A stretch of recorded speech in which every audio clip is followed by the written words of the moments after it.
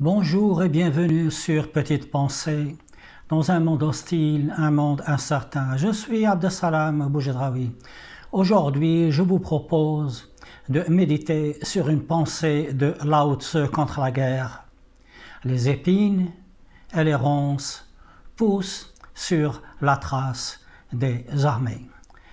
On l'aura compris, Lao Tzu n'aime pas la guerre, mais il exprime son désaccord avec la guerre de façon philosophique, avec sagesse et avec calme.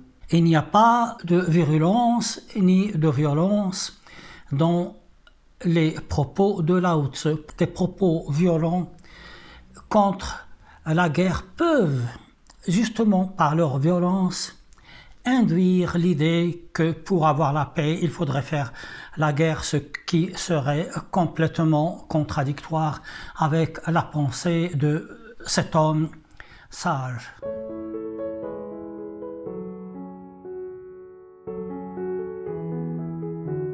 Cette réflexion n'est pas nouvelle. L'exemple le plus frappant et le plus connu est celui d'un poème d'Arthur Rimbaud qui s'appelle « Le dormeur du Val » que je vous invite à redécouvrir. Là aussi, il nous dit que la guerre est mauvaise, elle laisse des cadavres innocents, des victimes innocentes derrière elle, et c'est très touchant de la part de Arthur Rimbaud.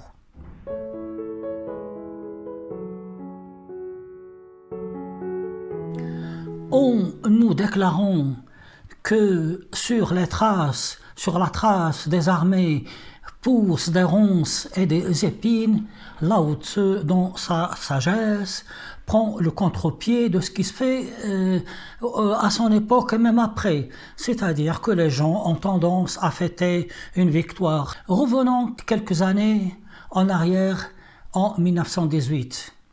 C'était la fin de la guerre, d'une guerre atroce qui va faire des millions de morts dans des conditions extraordinairement mauvaises. Je ne peux que vous rappeler et relater l'épisode de la guerre des tranchées et ces épisodes de ces gaz toxiques qu'on se jetait les uns sur les autres avec toutes ces morts, ces gens défigurés. Et pourtant, juste après la guerre, le monde est entré dans une joie. Il n'est pas entré dans le deuil, ce qu'il aurait dû faire. Et il a célébré les victoires. Il a oublié tous ces morts, toutes ces ronces, toutes ces épines qui ont poussé sur la trace de la guerre. Si les gens avaient profondément médité les pensées de Lao Tzu et de tous ces sages anciens, s'ils avaient un tant soit peu lu quelques poèmes comme Le dormeur du Val, peut-être auraient-ils souffert dans leur chair, peut-être auront-ils porté le deuil de tous ces disparus et médité sur la guerre et ne pas recommencer la guerre de 1939. Mais là, c'est réellement trop demandé à nous, pauvres humains, qui avons cette faculté d'oublier les horreurs et de les répéter.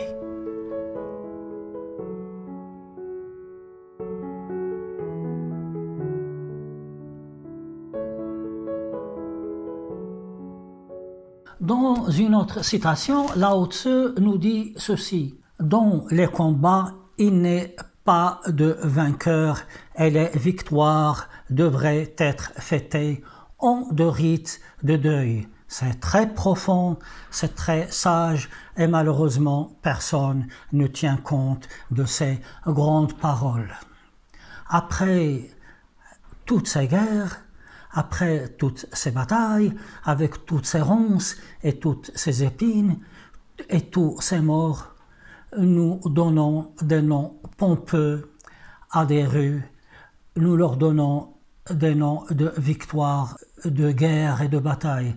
Nous ne devrions pas faire cela. Ce que nous devrons faire, au contraire, c'est de faire un travail de deuil, un travail de réflexion pour que ne se répète pas encore et encore et encore et encore tous ces drames avec toutes ces ronces, toutes ces épines et tous ces morts, toute cette personne portée disparue, toute cette personne défigurée, toutes ces personnes meurtries dans leur chair et dans leur âme pour toujours.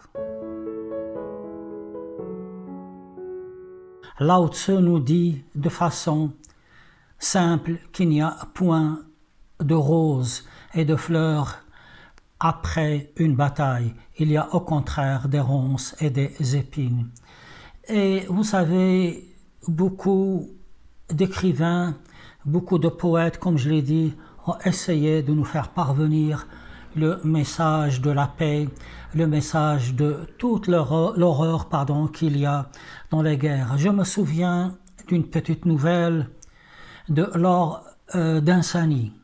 J'ai déjà fait une petite vidéo sur cet immense écrivain, cet immense styliste. Cette nouvelle s'appelle Le Chant. Il s'agit d'un homme qui, pour une question de convalescence, vient à Londres, dans la banlieue, disons dans une campagne, pour échapper à la ville.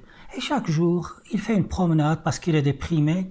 Et chaque jour, il s'installe pour contempler un champ vide. Et à chaque fois qu'il contemple ce champ vide, il est pris d'un extraordinaire malaise. Un malaise, une sorte de dépression. Ce qu'il a ressenti quand il était dans la ville se trouve multiplié par la contemplation d'un champ paisible. Et ça se répète jour après jour. Alors un jour, il demande à un poète.